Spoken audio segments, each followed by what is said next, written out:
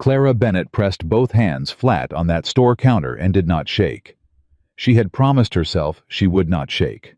The braid, coiled between her palms, was 19 inches long, golden brown, the last thing about her that still looked like the woman she used to be. Ellie was home in a fever. The well had given its last cup 3 days ago, and the man behind that counter was taking too long to answer. Before this story goes any further, if you've ever had to choose between your pride and your child's life, this one is for you. Subscribe. Stay until the end and drop your city in the comments. I want to see how far this story travels. The braid hit the counter at 9:07 on a Tuesday morning in July of 1878, and every man inside Harper's General Store heard it land. It was not a loud sound. Braided hair does not make a loud sound. But the silence that had already been sitting in that store since Clara Bennett pushed through the door was the kind of silence that turned small things enormous. And 19 inches of a woman's hair placed on a merchant's counter like a payment offering was not a small thing. Not in Drywater Crossing. Not in that summer. Clara kept her chin level. She had practiced that on the road into town. Eyes forward, chin level. Do not apologize before anyone has said a word. Gerald Harper stood behind the counter and looked at the braid, and then looked at Clara, and then looked at the braid again.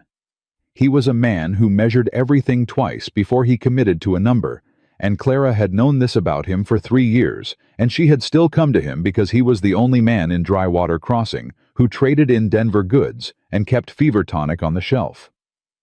"Mrs. Bennett," he said. "I need flour," Clara said. "20 pounds. Fever tonic 2 bottles, and whatever water you'll give me for the rest." Harper's mouth moved without sound for a moment. Behind Clara, someone shifted their boots on the floorboards. She did not turn around. "Clara," Harper said quieter now, dropping the misses like it cost him something. "I can't take hair as trade. You know that. I run a store, not a wig trader comes through from Denver on the 15th of every month," Clara said. "I know because my neighbor sold to him twice before she left the territory. You hold the goods, you take 15%, and you send the rest out with the supply wagon. I've seen the ledger entry. You did it for Mrs. Abel in April." Harper's jaw tightened. That was a different arrangement. "It was the same arrangement," Clara said. "The only thing different is the woman standing in front of you." The silence deepened. Someone coughed near the back of the store. Clara felt the attention in the room, the way she felt the July heat everywhere pressing, inescapable, but she kept her eyes on Harper and her hands flat on the counter, and she did not shake. "I've got a sick child at home," she said. "I've got a well that's been dry since Saturday. I've got nothing left to sell except what's on that counter, and I am asking you to honor the same arrangement you gave another woman in this town 4 months ago. That's all I'm asking." Harper looked at the braid again. He looked like a man doing arithmetic he didn't want to finish. "I can hold it," he said slowly, "but I can't guarantee the price. Trader might not want it. Might not be the quality he's—" "It's 19 inches, Clara said. "You can see what it is." "Clara." His voice dropped lower, almost gentle, which was somehow worse. "Even if I hold it, I can't extend full credit on a maybe. I can give you 1 bottle of tonic and 10 pounds of flour against the probable, my daughter has had a fever for 4 days. I understand that, but 4 days, Mr. Harper, in this heat, with no water." The floorboards shifted again behind her, closer this time. The lady said 2 bottles. "Pommy." The voice came from the far end of the store, low and unhurried, the way a man speaks when he's not in the habit of raising it. Clara turned despite herself. He was leaning against the far shelf with his arms crossed, tall, dark-haired, wearing a hat so sweat-stained it had lost its original color. His sleeves were rolled to the elbow. His jaw had 4 days of beard on it. He was looking at Harper with the flat, patient expression of a man who had decided something before anyone else in the room caught up. "Cole Mercer." She knew him the way everyone in a 30-mile stretch of territory knew Cole Mercer by reputation and occasional sighting, the way you know a mountain is there without having climbed it. "This isn't your business, Mercer," Harper said. "2 bottles of tonic," Cole said, pushing off the shelf and walking forward. He reached into his vest pocket and set coins on the counter without counting them. 20 pounds of flour, and whatever water credit she needs. Put it on my account." Clara stepped sideways to put herself between him and the counter. "No," she said. Cole stopped. He looked at her directly for the first time. His eyes were darker than she'd expected, and they were reading her face the way you read a map when you're not sure where the road has gone. "Ma'am, I did not ask for your money," Clara said. "I asked Mr. Harper to honor a trade arrangement he's made before. That's a different thing entirely." "I understand that," Cole said. "Then step back." He did not step back, but he didn't push forward either. He stood where he was and looked at her with an expression she couldn't immediately name, not pity, not condescension, something closer to recognition. "How long has the child been sick?" he asked. "That's not your concern. Humor me." 4 days, she said, because she was tired, and the word came out before the wall went back up. 4 days of fever. Her water intake is almost nothing. She needs the tonic today, not when the Denver trader decides my hair meets his standard. Cole nodded once. He reached past her and picked up the braid from the counter. Clara's hand snapped out and caught his wrist. Her grip was harder than she intended. He went very still. "That is mine," she said. "I know it is," he said. "I'm putting it in your bag." He held her eyes and did exactly that, folded the braid carefully, and placed it in the burlap sack she'd come in with. "You're not selling anything today." He turned back to the counter. "Harper, 2 tonics, 20 pounds of flour, 2 full water casks. My account." Harper moved. Clara stood in the center of that store and felt the specific, suffocating humiliation of being helped by someone she hadn't asked and couldn't repay in front of a room full of men who would talk about it before noon. She understood that the child needed the tonic. She understood that pride was a currency that spent badly in a drought year.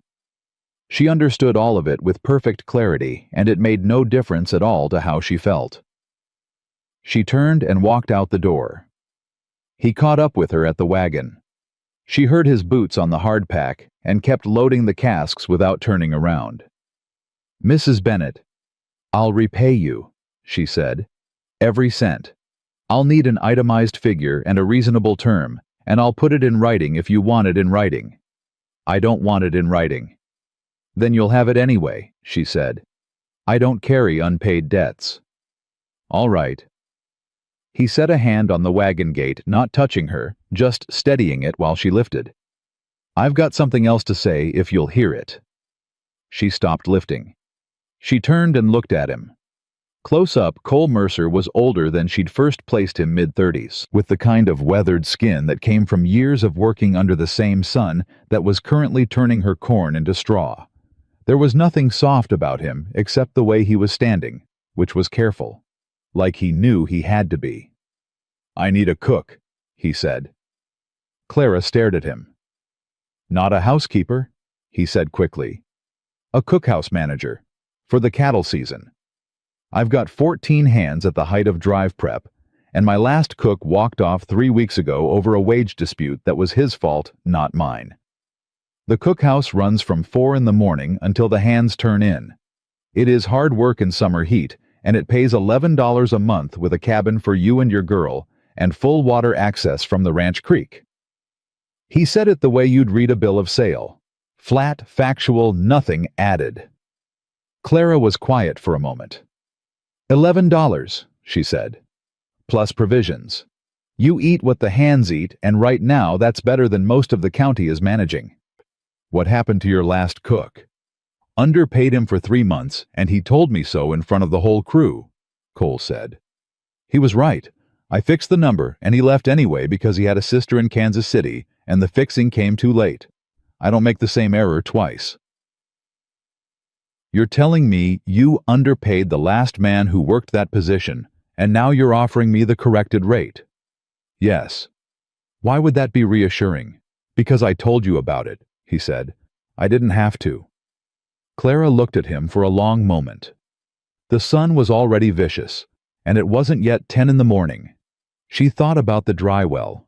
She thought about Ellie's breathing last night, the way it had that shallow, papery quality that put cold hands around her heart every time she woke to listen for it. I want it in writing, she said. Done. The cabin. I see it before I agree to anything. Fair. And my daughter is not ranch decoration. She goes where I go. She sleeps where I sleep, and no hand on your payroll speaks to her in a way I don't approve. Cole's expression didn't change, but something behind it shifted. Understood. I am coming to do a job, Clara said. Not to be settled, not to be looked after, not to be anyone's cause. I will run your cookhouse, and I will do it well, and at the end of the season, we will be square.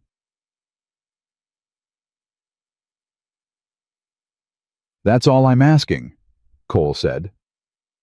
She looked at him for another beat, searching for the catch, the softness disguised as calculation, the rescue dressed up as employment. She had seen enough of the first kind to know what it smelled like. Whatever this was, it didn't smell like that. It smelled like a man in genuine trouble who had made a decision based on what was practical. I'll need today, she said, to get Ellie settled enough to move. Take tomorrow too, he said. My foreman Wade Turner will send a hand with a full water barrel this afternoon. Don't argue about the water. That one isn't negotiable. Clara opened her mouth to argue about it anyway. He raised one hand. Your child, he said. Not your pride. Two different things. She closed her mouth. He tipped his hat a short direct motion, nothing theatrical about it, and walked back toward the hitching post without looking to see if she was watching. She was watching. By the time she turned the wagon home, the tonic was already packed against her knee, and the flour was wedged between the water casks, and the braid was still in the burlap bag uncut, which meant she had left town with more than she came with, and that had not happened in 8 months. The last time she'd left anywhere with more than she came with was the day Thomas was still alive, and they'd sold a good calf at Glenwood Market, and come home in the late afternoon feeling like the world owed them something. She did not let herself stay in that memory. She had learned how to move through those without stopping. The way you move through smoke quickly without breathing too deep. Ellie was awake when she got home. That was the first good thing. She was sitting up in the bed with the quilt pushed to her waist and her hair damp from sleep, and when she heard the wagon, she called out from the window, "Mama!" "I'm here," Clara said. She was through the door before the echo of her own voice stopped. "I've got the tonic." Ellie watched her mother pour the first dose with the measuring cup they'd been using since before she could remember, and she swallowed it without complaint because she was 6 years old and already had the sense to know this was not a situation for complaint. "Are we going to be all right?" Ellie asked. Clara smoothed the hair back from her daughter's forehead and checked the heat in her skin. Still too warm. Coming down maybe slightly. Maybe. "Yes," she said. "You always say yes." "Because it's always been true," Clara said. "Lie back." Ellie lay back. She watched her mother through heavy eyes. "A man named Cole Mercer is going to send water this afternoon," Clara said. "When the hand comes with the barrel, I need you to rest and not bother him." "Who is Cole Mercer?" "A rancher. We're going to work for him for the summer." "Work doing what?" "Cooking, managing his cookhouse." Ellie was quiet for a moment. "Is he mean?" "No," Clara said. "I don't think so." "Is he like Mr. Boone?" The name landed like a stone in standing water. Silas Boone had come to the property twice since Thomas died, once to express his condolences, and once to express his interest in the creek rights that ran along the western edge of the Bennett homestead. The second conversation had not gone pleasantly, and Ellie had heard enough of it from the other room to know the shape of the man. "He is not like Mr. Boone," Clara said. He is very different from Mr. Boone. Now rest. She sat beside the bed until Ellie's breathing evened out, and then she went to the table and opened the small tin box where she kept what passed for the household accounts. There was $1.14 in coin. There was a promissory note from the Glenwood Bank with Thomas's signature and her counter-signature and a number on it that had been keeping her awake since March. There was a letter from her brother in Ohio that she had read twice and could not respond to because responding would mean admitting things she wasn't ready to admit to anyone who might feel obligated to come out here and rescue her. She didn't want to be rescued. That was the thing people didn't understand or didn't try to understand. She wanted to stand. She wanted to find her footing in this terrible sun-baked year and stand. She had done it before. She had stood through the first winter after Thomas stood through the spring that gave them nothing but mud and a dead calf, stood through the summer that was now actively trying to finish what the previous seasons had started. She had stood through all of it, and she would stand through this. She just needed to get Ellie through the fever first. The water barrel arrived at 3 in the afternoon, hauled by a young ranch hand with a sunburned neck, who introduced himself as Percy and said exactly 4 words to her, "Ma'am, from Mr. Mercer," before unloading the barrel and leaving without asking for anything in return. Clara stood in the yard and watched him go, and then looked at the barrel for a long moment before she dragged over the wash basin and filled it. She soaked a cloth and brought it in and laid it across Ellie's forehead. Ellie opened her eyes. "Cold," she said. "Good," Clara said. "That's the idea." "Mama." "What?" "You didn't sell your hair." Clara sat back in the chair beside the bed. She reached up and touched the braid still coiled at the back of her neck still intact. "No," she said. "I didn't." "Why not?" "Because someone made a better offer," she said. Ellie looked at her for a moment with the unnerving directness that 6-year-olds sometimes produce, the kind of look that didn't know yet how to be polite about what it was seeing. "Are you scared?" Ellie asked. Clara considered lying. She was very good at lying for the right reasons, and this would have been a right reason. But Ellie was watching her with those dark, clear eyes, and the fever had not taken the sharpness out of them, and Clara found she couldn't do it. "A little," she said. "Of what?" "Of needing something from someone I don't know yet." Ellie seemed to think about this. "Mr. Mercer sent the water, though." "He did." "That's a good sign." "Signs can be wrong," Clara said. "Mama." Ellie closed her eyes. "You always say that, but they're usually right." Clara sat in the chair until the room went dim, and the heat in Ellie's skin began slowly with painful reluctance to ease. She was still sitting there when the evening dropped the temperature by 10 degrees, and the first real breath of air came through the window crack. She pulled the quilt up over her daughter's shoulders. She thought about a man who had put her hair back in her bag without asking permission, and told her the honest reason his last employee quit, and then stated the terms of employment the way you'd read the weather, plain without embellishment, expecting nothing except that she hear him. She didn't know what to make of Cole Mercer. She had spent 3 years on this land, knowing exactly what she was dealing with at every hour of every day, and the certainty of that, even when what she was dealing with was bad, had been something to hold on to. Cole Mercer was not something she knew yet. She decided that was acceptable. She had survived worse uncertainty than one rancher's intentions. She went to bed. In the morning, she packed 2 bags for herself and 1 small bag for Ellie, checked the braid was still coiled and intact, folded the promissory note into her coat pocket, where she could feel it against her ribs, and began the work of getting her daughter ready to move. She was Clara Bennett. She was 27 years old. She had buried a husband and kept a child alive through a drought and an empty well and a summer that seemed personally determined to see her finished.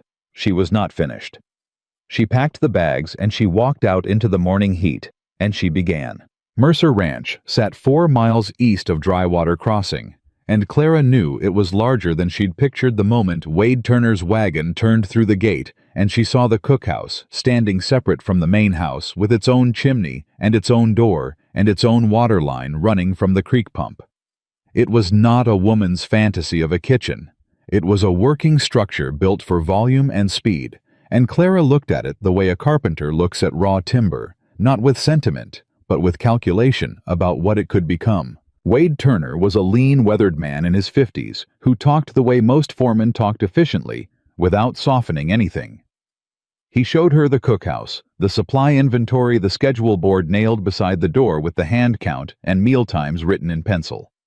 He handed her the keys to the cabin without ceremony, told her the creek pump needed 2 primes before it gave clean water, and said the hands ate at 5 in the morning, noon and 6:30 in the evening, no exceptions, and that the last cook had let the noon meal go late twice before anyone brought it up, and both times the afternoon work had suffered. "I don't run late," Clara said. Wade looked at her with the flat appraisal of a man who had heard that sentence before. "All right," he said without committing to believing it.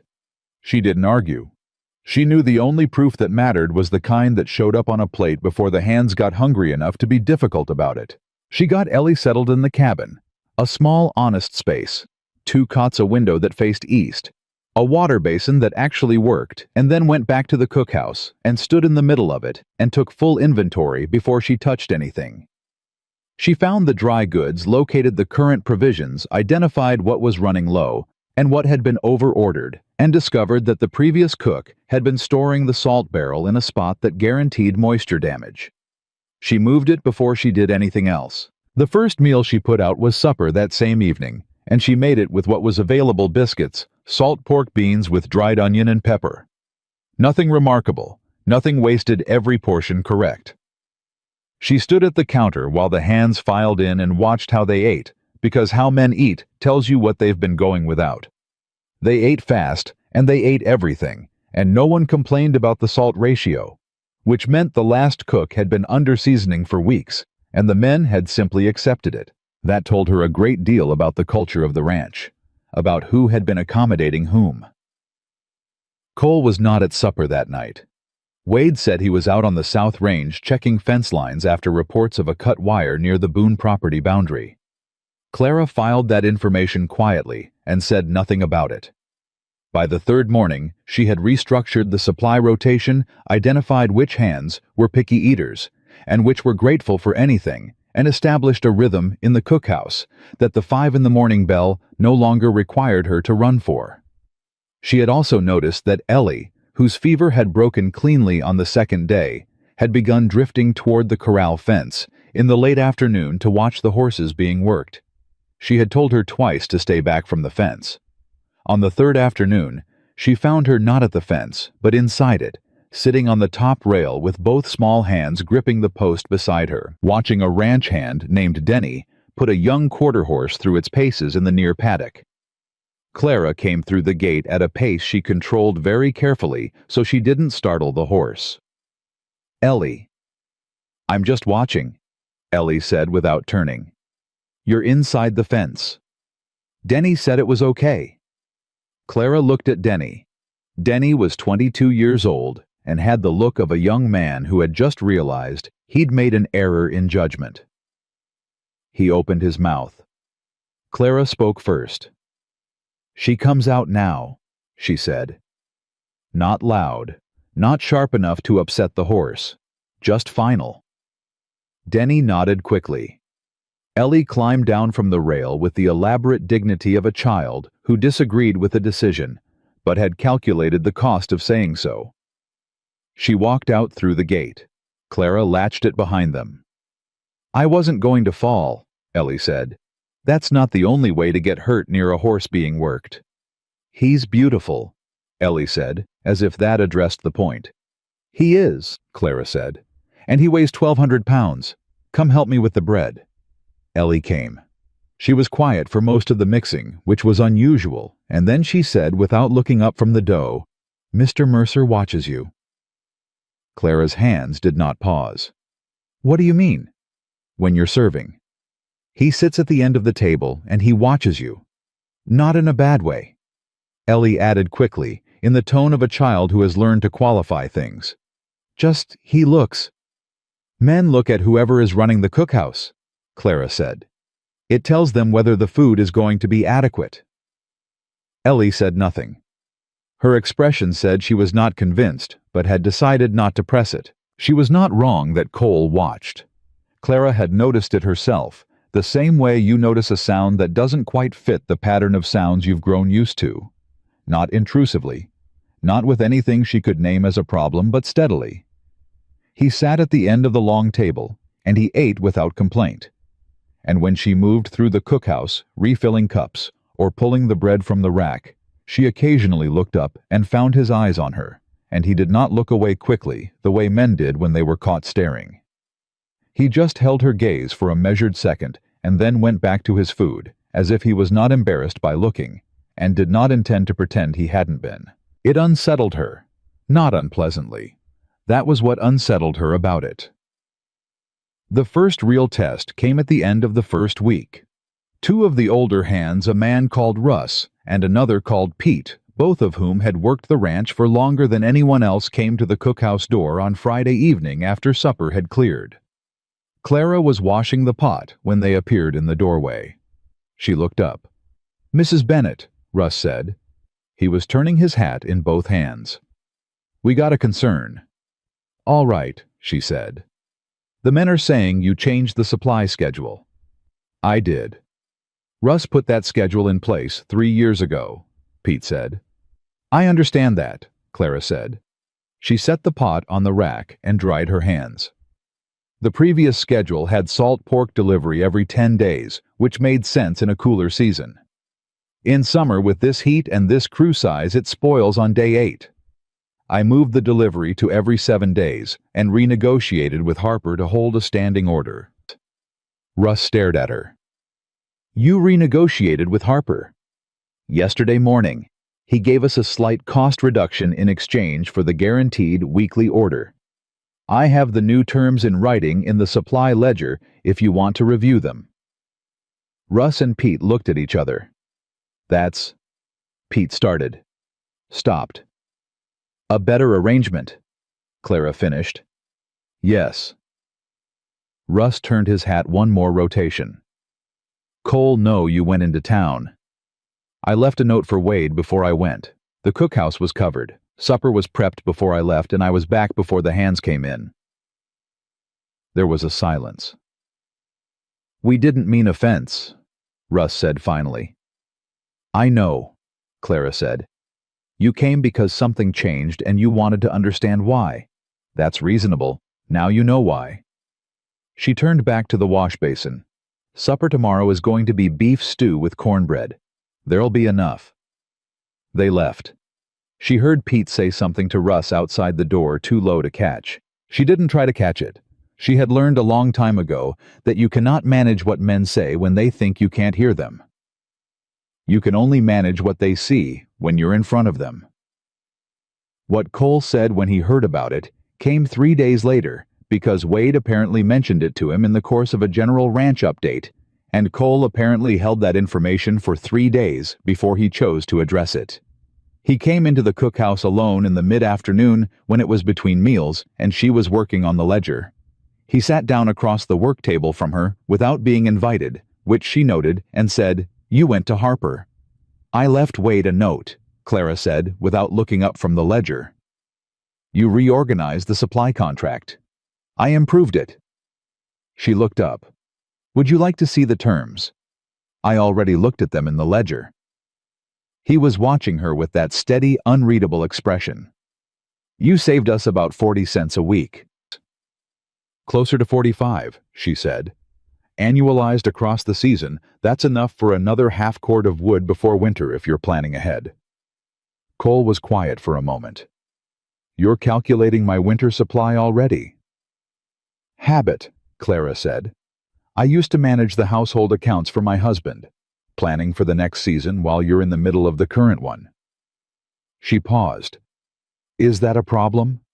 "No," Cole said. "I'm trying to figure out if I underpaid you." She held his gaze. "You paid me what we agreed. Maybe the agreement was wrong." "Mr. Mercer." She closed the ledger. "If you change the wage mid-arrangement, I'll wonder why, and wondering will make the arrangement complicated. Leave it where it is, and we'll renegotiate at the end of the season the same way any honest business would." He looked at her for a long beat. Something moved in his face that wasn't quite a smile, but lived in the same neighborhood. "All right," he said. He got up. He was almost to the door when she said without planning to, "Russ and Pete came to see me." He stopped, turned. "They were concerned about the supply change," she said. "They weren't rude about it. But I want you to know in case it comes back to you differently than it happened." "What did you say to them?" "I explained the reasoning," she said. "They accepted it." He nodded once. "Good." He looked at her for another moment. "Mrs. Bennett, are you—" He stopped. "What? Are you eating enough?" He said it plainly, the way he said most things, without the softness that would have made it condescending. "I've watched how the cookhouse runs. You feed everyone else first." Clara felt something close up in her chest that she recognized as the reflex she'd developed over 8 months of not allowing people to notice her needs before she'd handled everyone else's. "I eat plenty," she said. "The biscuits from this morning," he said. "There were 2 left. I saw you wrap them for Ellie. I didn't see you take any." "I had an early one before the hands came in." "Did you?" She looked at him steadily. "Mr. Mercer, I appreciate the observation. I don't need monitoring." "I know you don't," he said. "I'm mentioning it anyway."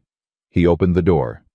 "There's half a roasted chicken left from last night on the top shelf. It's not spoken for." He left. Clara stood in the empty cookhouse for a moment. Then she got up and checked the top shelf. The chicken was there. She stood there for a long moment with her hand on it and the ceiling above her ticking in the afternoon heat. She ate the chicken. She did not tell herself it meant anything. She ate it because she was hungry and it was there, and some stubbornness was not worth the physical cost. But she sat at the work table while she ate, and she thought about a man who watched who had eaten and who hadn't, and who left food on a shelf, and called it not spoken for, instead of calling it what it was, which was a gift that he'd understood she couldn't accept any other way. She thought about that for longer than she intended to. 3 days later, Silas Boone rode into the yard. Clara heard him before she saw him the particular way a man rides when he wants to be heard arriving too much speed on a property that isn't his. She stepped to the cookhouse door and watched him pull up near the main house and look around the yard with the proprietary sweep of a man taking inventory of something he considers already his. He was heavy-set, middle-aged, with the kind of confidence that came from 20 years of getting what he wanted because he had the money and patience to wait everyone else out. He had been buying land along the eastern crossing range for 2 years piece by piece, and the word in town was that he had interest in the creek rights of every property within a mile of the Mercer South fence line. Wade came out to meet him. Clara watched the exchange too far to hear, but close enough to read in posture. Wade's posture said he was not pleased. Boone's posture said he didn't care. Then Boone looked at the cookhouse. He looked directly at Clara standing in the doorway, and he looked at her the way he'd looked at the yard like inventory. She stepped back inside. Cole came in from the south range within the hour, and Clara heard the conversation through the thin cookhouse wall. Not the words, but the temperature of it, which ran hot from Boone's side, and cool and immovable from Cole's. It lasted 12 minutes. When Boone left, he left without whatever he'd come for, and the hoofbeats going out were faster than the hoofbeats coming in. Cole came to the cookhouse door 20 minutes later, with dust still on his jaw. He did not explain what the visit was about. He asked if there was coffee, and she poured him a cup, and he drank it standing at the counter and looked at the middle distance for a while. Then he said, "Boone's been after the water rights on my South Creek line for 3 seasons." Clara said nothing. She went back to the bread she was shaping. "He'll keep coming," Cole said. "He's patient." "Most men who want something they shouldn't have are," Clara said. Cole looked at her. A real look, not the measured, careful kind he'd been giving her across the cookhouse for 2 weeks. Something more direct. "He saw you in the doorway," he said. "I know. He'll ask in town who's running the cookhouse. He'll find out your situation. Clara's hands kept moving. My situation is that I'm employed and housed and feeding 14 ranch hands adequately. I don't see what he can do with that. He can use it, Cole said. Men like Boone use whatever's loose. He set the cup down. I'm telling you so. You're not surprised if he tries to approach you directly. If he approaches me directly, Clara said, I'll handle it. Cole looked at her for another moment. I don't doubt that, he said quietly. And something about the way he said it, simply without the edge of testing her, made her hands slow down briefly before she caught herself and kept working. That night, Ellie was already asleep when Clara sat at the small table in the cabin with the promissory note from the Glenwood Bank spread out in front of her. She had the figures she'd been carrying in her head since March laid out on a piece of paper, beside it the amount owed, the interest accruing, the number of months before the bank's patience would convert into action. She had thought when she took this position that $11 a month and provisions would give her enough breathing room to start chipping at the note by autumn. She ran the numbers again. It was going to be close. Dangerously close. And if anything went wrong, if Ellie got sick again, if the ranch season shortened, if the bank moved earlier than expected, there was no margin left for anything to go wrong. She folded the note and put it in her pocket and sat in the dark for a while and listened to her daughter breathe and told herself, the way she had told herself for 8 months, that close was not the same as impossible. She was still telling herself that, when she heard it, quiet, quick, barely a sound at all, a scrape on the west side of the cabin near the window. She was on her feet before she'd consciously decided to move. She took the fireplace poker from beside the small stove, crossed the floor in 3 silent steps, and pressed herself against the wall beside the window. She waited. 30 seconds. Nothing. She looked out. Nothing in the yard. A horse tied at the far rail, which was Denny's roan, which was always there when Denny was pulling night watch. The sound did not repeat. She stood there for another full minute before she moved away from the wall. She set the poker against the chair where she could reach it and sat back down at the table. It was probably nothing. A branch. An animal. The cabin settling in the heat. But she did not sleep well, and in the morning she checked the outside of the west wall and found in the dirt, just below the window, a boot print that did not belong to anyone from Mercer Ranch. She knew the boots on this property by now. She had been watching feet since the day she arrived, the way you watch everything when you are a woman alone, in a place that is not yet entirely safe. The print was wide, heavy, and pointed outward at an angle she recognized. She stood over it for a long time. Then she went inside and started the 5 o'clock biscuits and said nothing to anyone. But she moved the poker to the space between her cot and the wall where her hand could find it in the dark. And when Cole came to the cookhouse at 6:30 and looked at her with that careful, reading the map expression, she met his eyes and gave him nothing. Because she did not yet know what she was dealing with, and she did not hand unknown things to people until she understood them, and Cole Mercer, for all his steady watching, and his food left on shelves, and his plain-spoken honesty, was still a man she had known for 2 weeks, and 2 weeks was not enough. 2 weeks was a beginning. But beginnings had burned her before. She poured his coffee and went back to the biscuits and kept her face level and her hands moving, and told herself, the way she always told herself, that she was fine, that she was managing, that she did not need anything she didn't already have. She almost believed it. She found out about the debt on a Wednesday. Not from Cole, not from Wade. She found out the way women on the frontier always found out things men decided they didn't need to know from a third party who assumed she already knew and said too much because of it. Mrs. Holloway ran the dry goods counter at the church exchange in town, and she was the kind of woman who had survived 40 years on the frontier by paying attention to everything and saying only what was useful. She was not a gossip. That was what made what she said matter. Clara had driven into Drywater Crossing on Wednesday morning to pick up the weekly supply order, and Mrs. Holloway had come out from behind the exchange counter to help her load the wagon, which she had never done before, and while they were lifting a flour sack together, the older woman said quietly, without looking at her.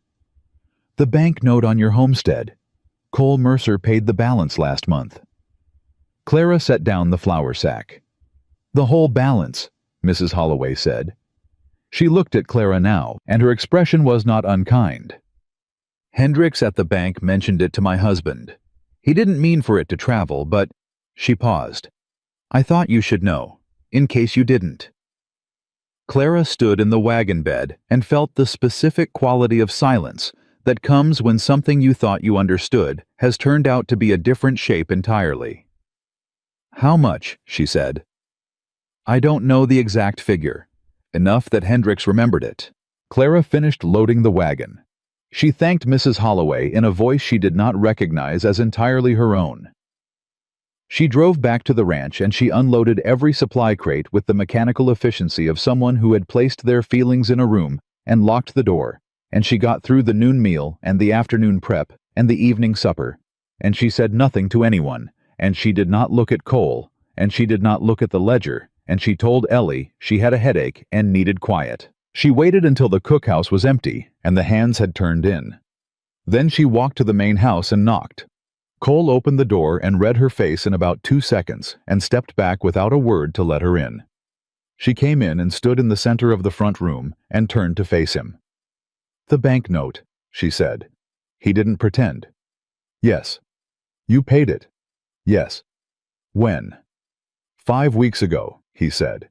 Before you came to work here. I didn't want... He stopped. Started again. Boone had his lawyer asking questions about uncollected debts on properties near the South Creek line. Your note was one of 3 he was watching. If it had gone to default, he would have had a mechanism to pressure the bank into a forced sale at reduced value. I didn't want him to have that. Clara looked at him. You paid off my debt to block Silas Boone's land strategy. Partly. Partly. Cole held her gaze and did not flinch from it. The other part was because you were about to lose the only piece of land your daughter has a claim to, and that was wrong, and I had the means to stop it. The room was very quiet. You had no right, Clara said. Her voice was steady, and that steadiness cost her something. That note had my name on it, my signature, my debt. You made a decision about my property without my knowledge and without my consent, and then you offered me employment. And I came here not knowing that you had already made yourself a party to my financial situation without asking me whether I wanted that. That's true, Cole said. You own part of my life right now, and you didn't tell me. I don't own any part of your life. You paid my debt, Cole. It was the first time she had used his given name, and they both heard it. That's not nothing. In this territory, in this time, that is not nothing. People will say, I owe you. People will say that's why I'm here. People will say...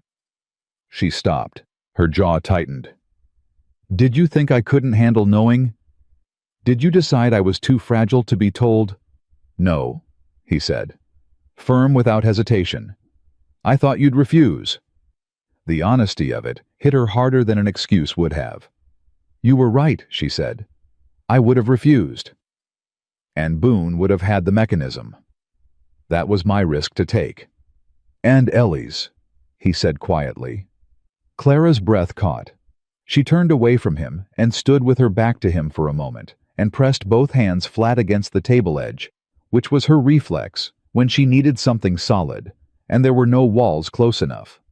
He had used Ellie, and he had used her correctly, and she hated him for it, with the specific, precise hatred of someone who cannot argue with the reasoning and can only argue with the method. I am not a property to be managed, she said. I know that. I am not a situation to be solved without my knowledge. I know that too. Then why? She turned back. Why didn't you tell me when I came here? When we agreed terms? You could have told me then. Cole was quiet for a moment. He looked like a man choosing between several true things and not certain which one would do the least damage. Finally he said, Because you would have left, and I didn't want you to leave. The silence after that was different from the silence before it. Clara stood in it and felt something shift under her that she had been carefully, deliberately standing on top of for weeks. And the shifting frightened her, in a way the drought and the empty well and the boot print outside her window had not. Because those things were external dangers, and this was something that lived inside the walls she'd built to keep functioning, and she did not know what happened to her if those walls moved. "I need to think," she said. "All right. I'm going to go back to the cabin. I'm going to think. And tomorrow, you are going to tell me the exact figure you paid, and we are going to set a repayment schedule, and it is going to be at fair terms with no sentiment attached." "Clara, those are the terms," she said. "Take them, or I'll be gone by morning." He took them. She walked back to the cabin in the dark, and she sat on the edge of her cot, and she did not cry, because she had not cried since the week after Thomas died, and she had made a decision then that she was going to spend that particular energy on living instead. But she sat very still for a long time, and she let herself feel the full weight of what had just happened. He had paid her debt. He had done it to protect her from Boone, which was true. He had done it because he didn't want her to leave, which was also true. Both things occupied the same action, and she couldn't separate them, and that was the problem, because she needed them to be separate. She needed the practical thing to be practical, and the personal thing to be personal, and instead they were knotted together in a way she didn't have the tools to untangle at 11 o'clock at night with her daughter asleep 3 feet away. She went to sleep. She didn't sleep well. The next morning she ran the cookhouse the same as every other morning. She put the food out at 5. She refilled the cups. She did not look at Cole differently, and she did not look away from him either. She treated him with the same professional, measured attention she'd given him every morning for 4 weeks. And if that cost her something to maintain, she maintained it anyway, because the cookhouse was her territory, and she ran it on her terms. He came to her at the end of the morning, as she'd said, and he gave her the figure. It was larger than she'd feared, and smaller than she'd imagined, and she wrote it down, and they set a schedule, 7 months' payments drawn against her wages, and they both signed the paper, and it was done, and it was ugly and honest and correct. Neither of them spoke about the other thing he'd said. But it was in the room. It was in every room after that. And Clara worked around it the way you work around a piece of furniture that's been moved. You know where it is now, your body adjusts, but some part of your instinct keeps expecting the old arrangement. The grass fire started on a Thursday night. She smelled it before she heard it. She came awake from a light sleep, with the smoke already in the back of her throat, and sat up, and in the same motion she was on her feet, because she had been on the frontier long enough to know that smoke in the night was not something you identified slowly. She crossed to Ellie's cot and put her hand on her daughter's shoulder. "Up," she said. "Now, don't ask." Ellie was up. She was her mother's daughter, and she had learned the tone that meant now. Outside, the sky to the south was wrong. Clara heard the horses before she heard the men. The particular escalating distress of animals that could smell what was coming and didn't understand why they weren't moving away from it. Then she heard Wade shouting across the yard, and the sound of boots hitting the porch of the bunkhouse, and the whole ranch coming awake at once. She told Ellie, "You stay in this cabin. You stay with the door latched. You do not come out until I come for you." "Mama?" "Ellie." She took her daughter's face in both hands. "I will come back for you, but you have to stay here. Promise me." Ellie promised. Clara latched the door behind her from the outside. The fire was on the south range, moving northeast with the wind, which meant it was moving toward the lower pasture, where 2 of the ranch's best breeding mares had been moved that afternoon to take advantage of the remaining grass near the creek. Clara knew this because she had watched the hands move them. She knew the layout of this ranch now, the way she knew the layout of her cookhouse completely instinctively, because she had made it her business to know. She went to find Wade, and found Cole instead, coming hard from the stable with a wet bandana in his hand and his hat pulled low. "The mares," she said immediately. "They're in the lower pasture." He stopped. "How do you—" "Denny moved them this afternoon. I watched from the cookhouse window. The lower pasture gate is east-facing and the fire's coming northeast. They'll run into the fence line." Cole looked at her for exactly 1 second. "Wade's taking the men to the fire break on the south side. I'm going for the mares." "I know," she said. He looked at her again. That measuring look. Then he was past her and running. She went after him. She heard him say her name sharply from somewhere ahead of her. Meaning, go back, meaning stay. And she did not slow down because she had just latched her daughter in a cabin, and the only way that was acceptable was if she was out here doing something that mattered, and she was not going to stand in the yard while the ranch that was keeping Ellie safe burned. The lower pasture gate was already rattling when they reached it, the mares pressing against the fence in their panic, and the smoke was thick enough that Clara's eyes were streaming before she'd gotten the latch up. Cole got the gate open, and the first mare came through like water gone before you could track her. The second one stopped. She was 3 years old, the younger of the two, and she had caught her halter rope on the fence post in her panic, and was pulling against it in a way that was going to break something, the rope, the post, or her own neck. Clara went to her head. "Hey," she said, low, steady, the same voice she used with Ellie. "Hey, I've got you. Stop." The mare did not stop. "Stop," Clara said again, and she got both hands on the halter, and she held on while the animal threw her weight sideways, and Clara went with it instead of against it, because she had watched Denny work horses for 4 weeks, and she had paid attention the same way she paid attention to everything, and she knew that fighting a frightened horse was the fastest way to lose. Cole was at the fence post working the rope free with his knife. The smoke was closer now. Clara could feel the heat on the back of her neck, and she kept her eyes on the mare's eyes, and she kept talking low and even, because the voice was the only thing she had, and she was going to use it. The rope came free. The mare lurched.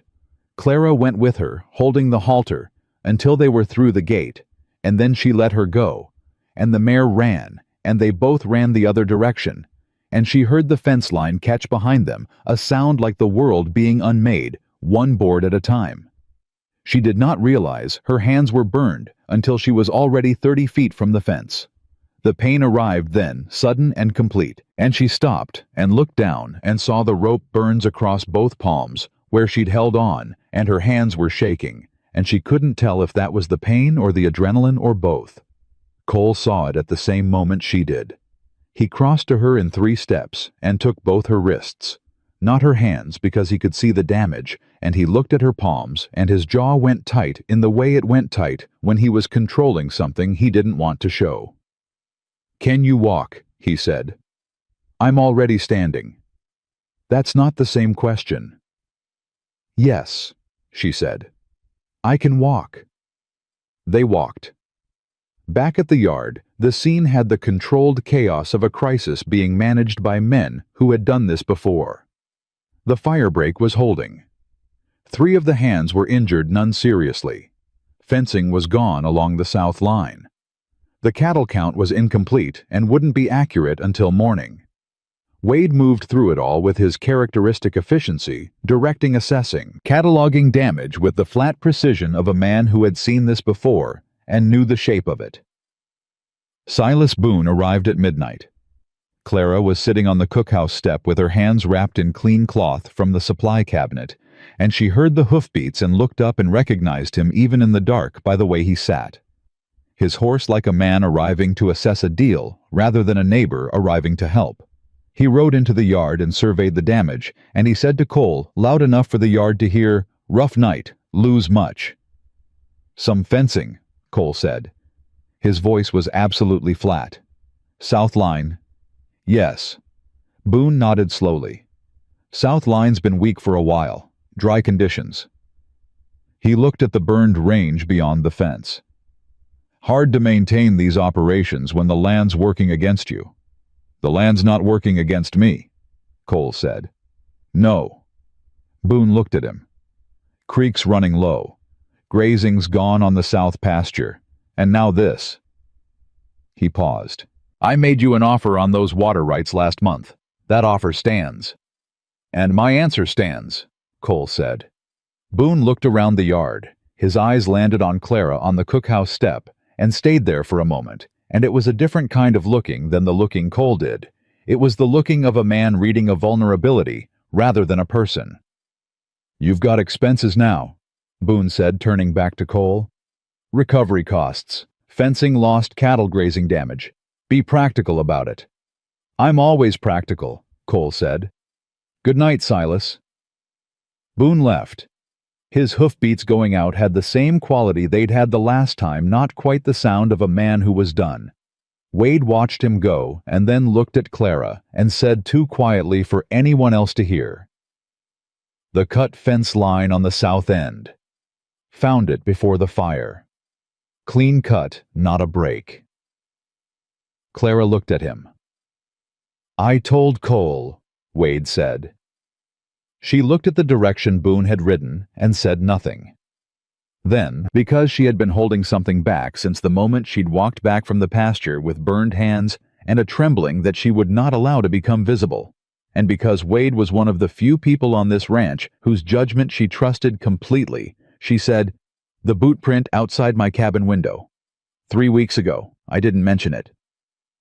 Wade's expression did not change. "Size, large, wide toe, pointed outward." Wade nodded once. "I'll look at it in the morning." He moved away. Clara sat back on the step and looked at her wrapped hands and thought about a fence line that had been cut clean and a man who'd arrived at midnight to inspect damage he may have already known was there. And she thought about Ellie behind a latched door in a cabin with a window that faced west. And the specific quality of cold that moved through her then had nothing to do with the night temperature. She was still sitting there when Cole came to the cookhouse step and sat down beside her without asking. He didn't say anything for a moment. She didn't either.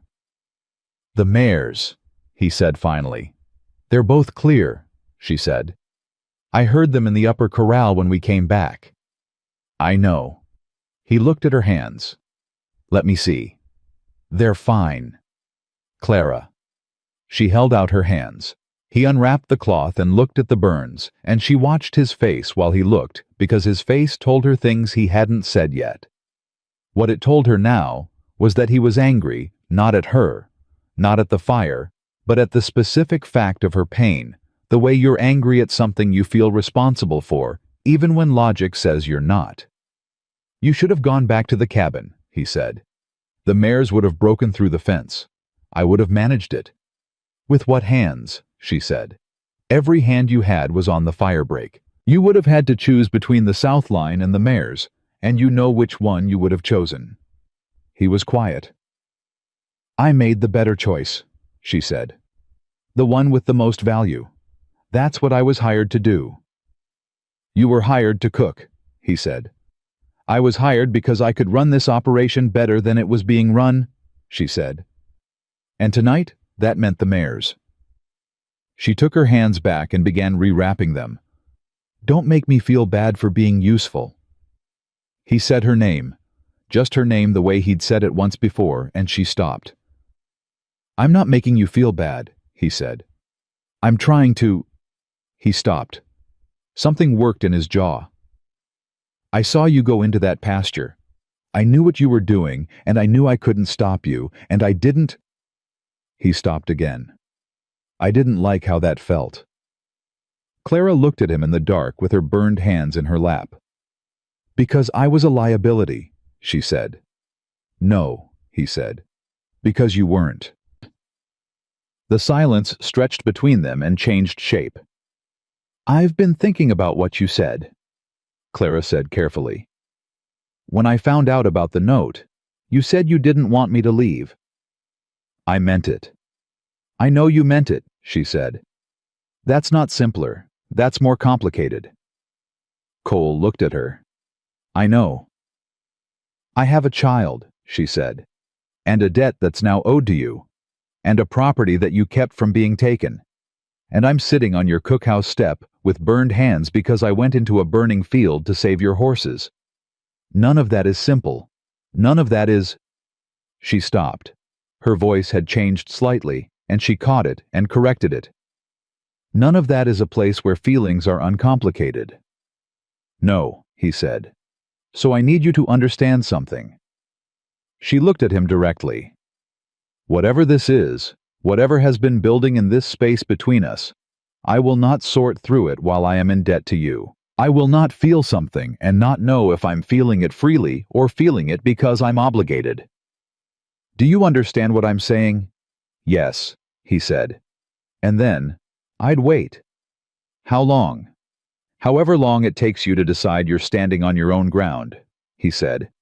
I'm not going anywhere. Clara looked at him for a long moment. Then she looked at her hands. Then she looked at the dark space where Silas Boone had ridden out and thought about cut fence lines and boot prints and a man patient enough to buy one piece of land at a time until he had everything he'd ever wanted. Don't wait too quietly, she said. Boone's going to move before the season's out. Cole's eyes sharpened.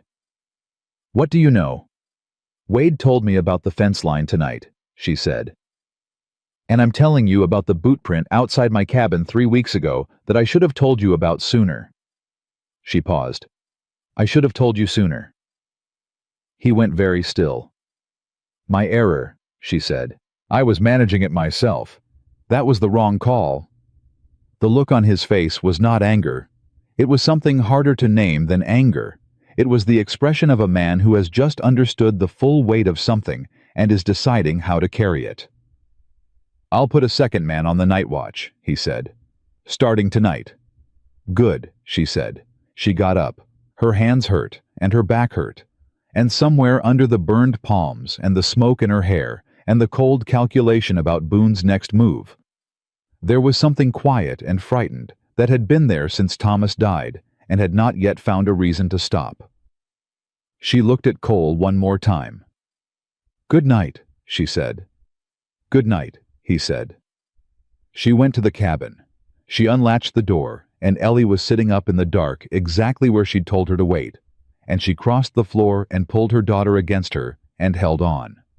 And Ellie held back without asking any of the questions that Clara could feel waiting, because Ellie was her daughter, and she understood at 6 years old the difference between questions that helped and questions that could wait. They sat like that for a while. Outside, the smoke was thinning. The fire break had held. The mares were safe. The fence was gone. Boone would come back. And Cole Mercer was sitting on the cookhouse step in the dark saying he would wait, and Clara did not know what to do with a man who said that and meant it, because no one had ever said it to her before, and she was not yet sure if she was strong enough to believe it. But she was still standing, and for tonight, that was enough. The morning after the fire, Wade found 3 more cut sections along the south fence line. He brought the information to Cole at breakfast, quietly standing at the end of the table with his hat in his hand, and Clara heard it from the cookhouse counter, where she was slicing bread with her bandaged hands, moving carefully, not letting the pain change her pace. She heard Wade's voice drop the way it dropped when the news was worse than the telling of it, and she heard Cole go very still in the way he went still when something he'd suspected had just been confirmed. She refilled the breadbasket. She brought it to the table. She did not look at either of them with any expression that said she was listening, because some information was more useful when the people sharing it forgot you were in the room. 3 sections, Cole said. Clean cuts, Wade said. All on the east side of the south line. Whoever did it knew where the patrol gaps were. Boone's men know this property. Yes. Cole said nothing for a moment. Can we prove it? Not yet. Clara set the bread basket down and went back to the counter and said, without turning around, The land agent's office in Glenwood. Does Boone have a filed claim on any property adjacent to the South Creek line? Both men looked at her. I don't know, Cole said. Find out, she said. If he's filed a speculative claim in anticipation of acquiring your water rights, that's a document trail. That's something a territorial judge can look at. Wade looked at Cole. Cole looked at Clara's back. How do you know about speculative filings? Cole said. My husband spent 8 months fighting one before he died, she said. She turned around. The man who filed it lost eventually, but Thomas spent 8 months and most of our savings on it, and the stress of it didn't help his health. She held Cole's gaze. Get someone to the land office. Today if possible. Cole nodded once. Wade. Wade was already moving. The second thing that happened that morning was that Russ came in from the east pasture with news that 2 of the cattle they'd thought were lost in the fire hadn't burned, they'd been driven. Tracks heading east toward Boone's Range cut across the scorched grass in a line that was too deliberate to be a panic scatter. Clara heard this from the cabin, where she had taken Ellie to change her bandages before the mid-morning. She heard Russ's voice in the yard, and she heard Cole's response, and she heard the word driven, and she sat on the edge of the cot and pressed her wrapped hands together in her lap and understood that this had moved past a property dispute into something with criminal weight. "Mama," Ellie said. She was watching her mother's face with the attention she'd been giving it since the night of the fire, the vigilant watching of a child who understands that the adult in the room is managing something serious and is trying to read how serious. "What's happening?" "Ranch business," Clara said. "Bad ranch business." "Some of it, yes." "Is Mr. Mercer going to be okay?" Clara looked at her daughter. "Why?" "Because he looks tired," Ellie said. "He's been tired since the fire. Like how you look tired when you're also worried, but you don't want to say so." Clara was quiet for a moment. "He'll be okay," she said. "That's what people like him do. They figure it out." "People like you too," Ellie said simply. Clara tied off the last bandage. "Come help me with the noon meal." The noon meal was the busiest it had been since she'd arrived. Extra hands had come in from 2 neighboring properties to help with the fence repair, men who'd heard about the fire and come the way people came in hard years because you helped your neighbor and hoped they'd remember it when it was your turn. Clara fed 14 of her own hands and 9 more besides, and she did it without running short on anything because she had built the supply system with exactly this kind of contingency in mind.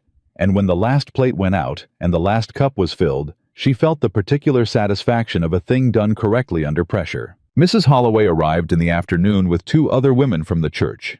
Exchange, a younger woman named Sadie and an older one whose name Clara didn't catch, and they came with canned goods and cloth for bandaging, and the kind of practical solidarity that frontier women extended to each other across whatever social distances the men in their lives maintained. They did not make a ceremony of it. They set the goods on the cookhouse counter, asked Clara what else was needed, and when she gave them a list, they wrote it down and said they'd have it by Friday. "The town is talking," Mrs. Holloway said, while Sadie and the other woman were loading the empties back onto the wagon. "I imagine so," Clara said. "Some of it's useful talk. People are asking questions about the fence and the fire." Mrs. Holloway looked at her directly. "Some of it's less useful. About you." "What kind?" "The kind women get when they're working close to a man without a husband."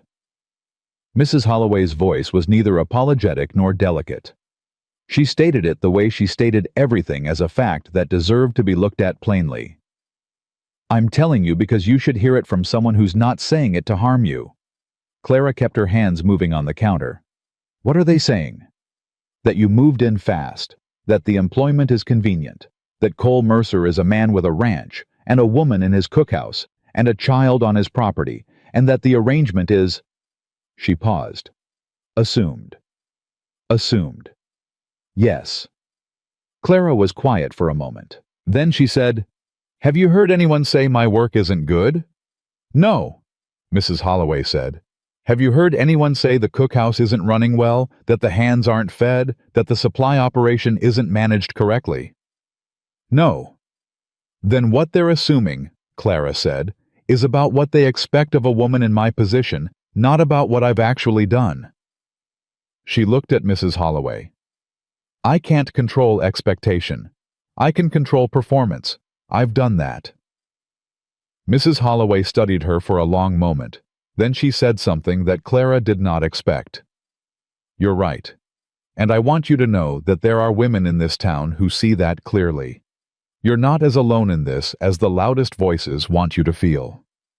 She left. Clara stood in the empty cookhouse for a moment and let that sit. She was not as alone as the loudest voices wanted her to feel. She filed that away. It mattered. The twist came on Friday, and it came through the land office in Glenwood, exactly as Clara had predicted it would. Wade came back from the territorial land office with a document that he put in Cole's hands at 5 in the afternoon, and Cole read it at the cookhouse table, with Clara standing at the counter and Wade standing at the door, and the expression on Cole's face when he finished reading it was the expression of a man who had just confirmed the full architecture of something he'd only seen pieces of until now. He turned the document around and put it in front of Clara. She read it. Silas Boone had filed a speculative interest claim on 3 adjacent properties 6 months ago. One of them was the Bennett homestead. The claim had been filed under a provision that allowed a creditor's agent to register interest in land tied to an unresolved debt, a provision that was legal but narrow, and which required the debt to remain active at the time of the dispute. Cole had paid the Bennett note 5 weeks ago, which meant the claim on the Bennett homestead was now void. But the other 2 properties weren't, and one of them shared the southern boundary with Mercer Ranch.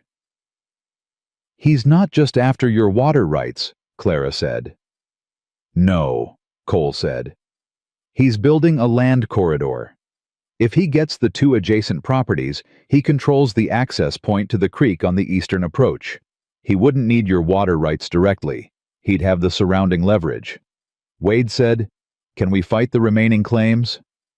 "The owners of those properties need to know," Clara said.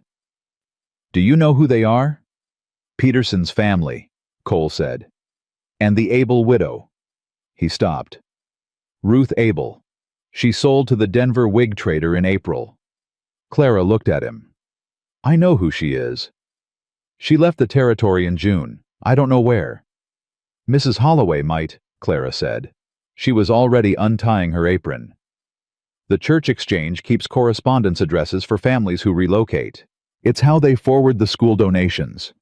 She looked at Cole. "I need to go to town." "I'll come with you," he said.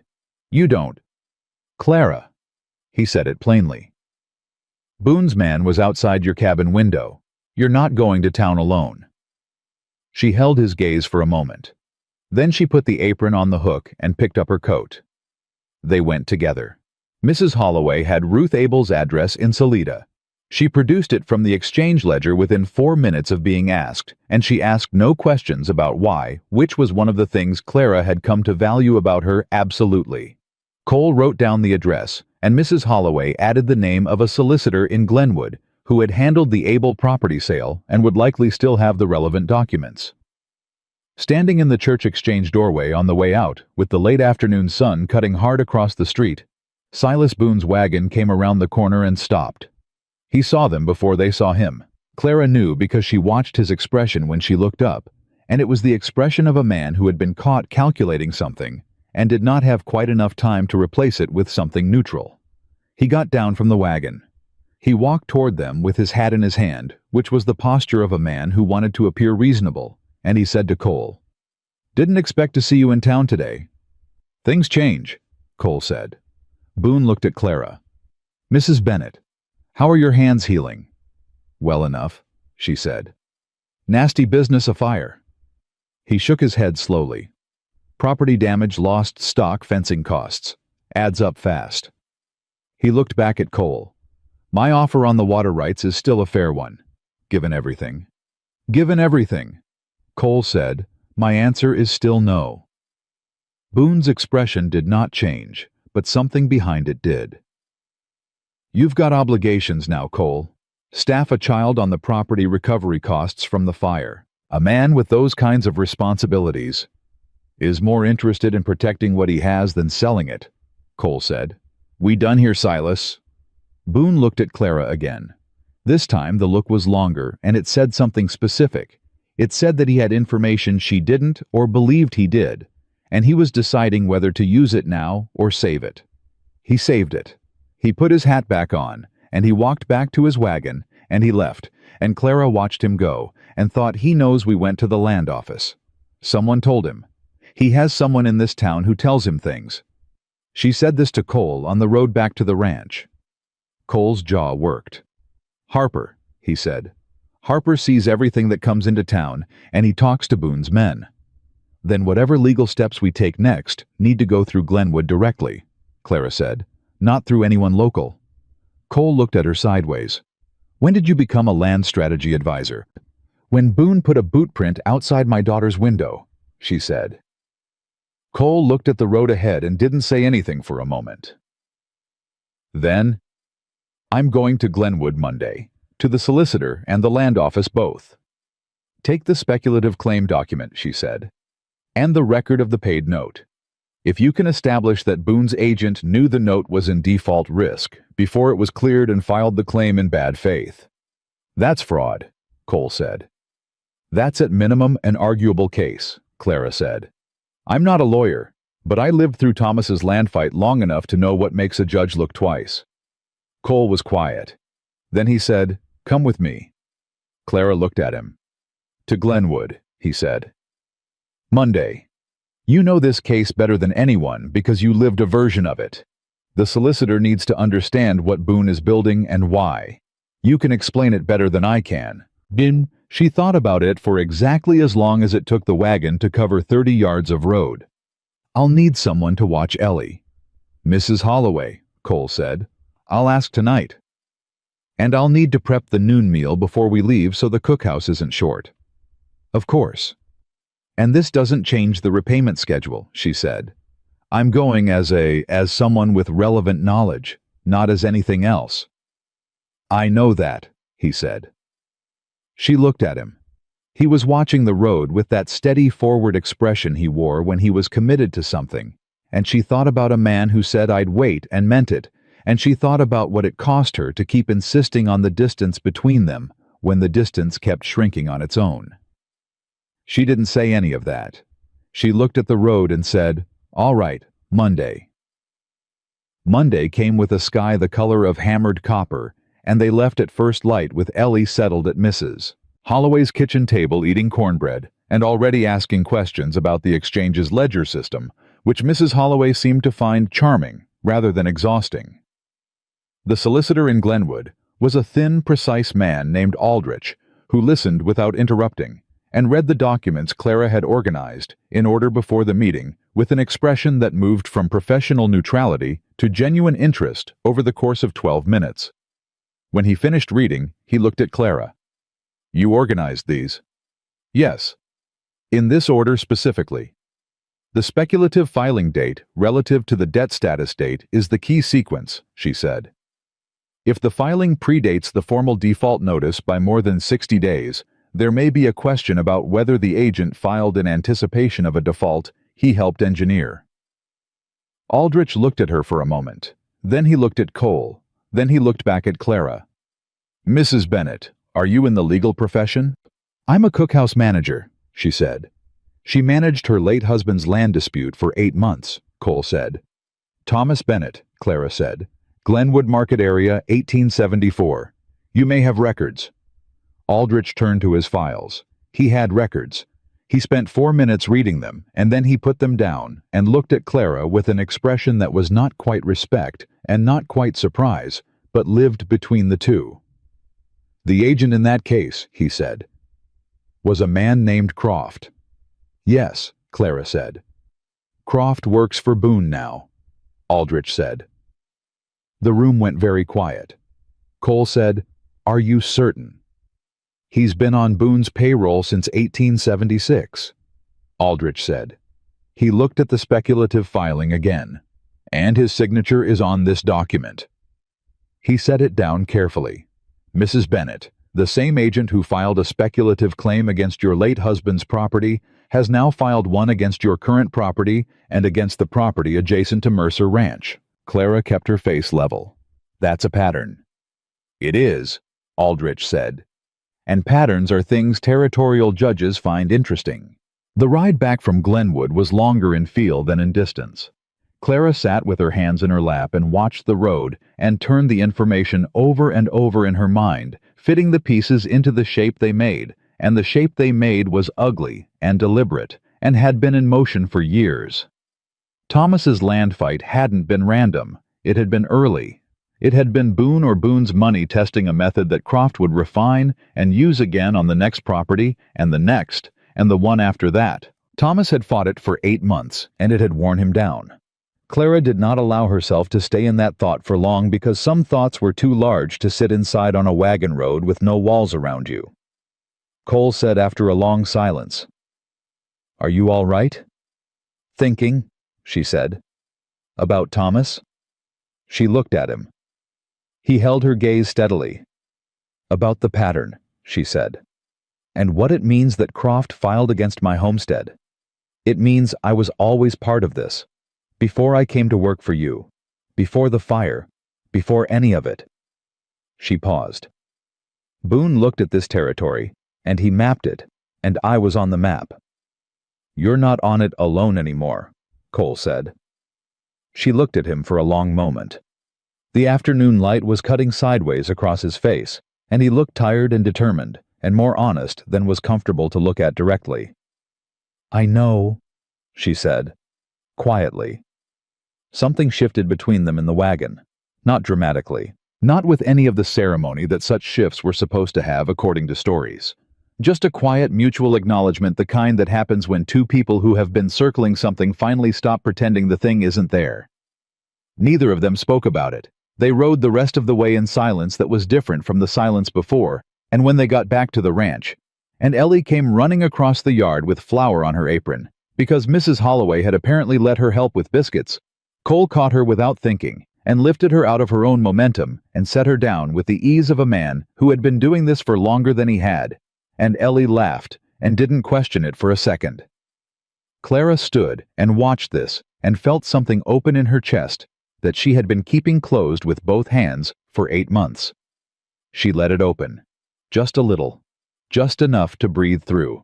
That evening after supper, after the hands turned in, and Ellie was asleep and the cookhouse was quiet, Clara sat at the work table and laid out every document in front of her and wrote a summary in her clean, precise hand, the sequence of Croft's filings, the dates, the properties, the connection to Boone, the method. She wrote it as if she were explaining it to someone who had never heard any of it because a territorial judge hadn't, and the explanation needed to be plain and irrefutable and complete. She was on the 3rd page when she heard the cookhouse door.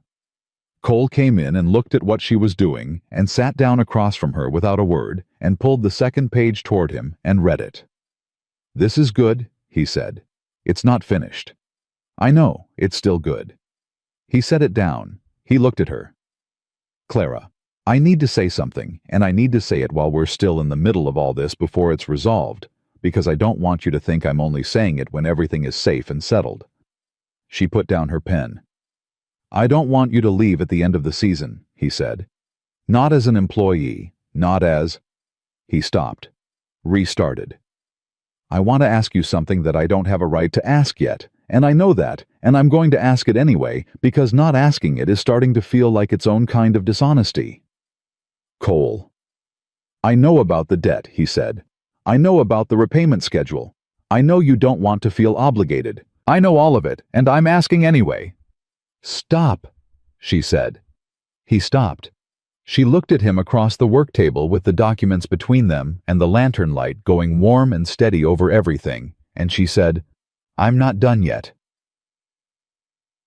He waited. "I'm not done with the repayment," she said.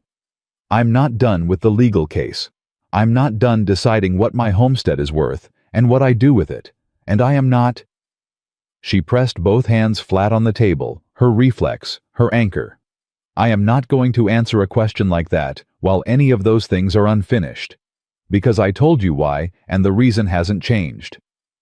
"I know," he said. "I'm not asking for an answer tonight." "Then what are you asking for?" He was quiet for a moment.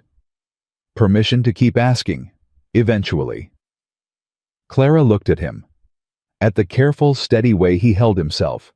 At the honesty he put in front of her, like a thing he was willing to have refused.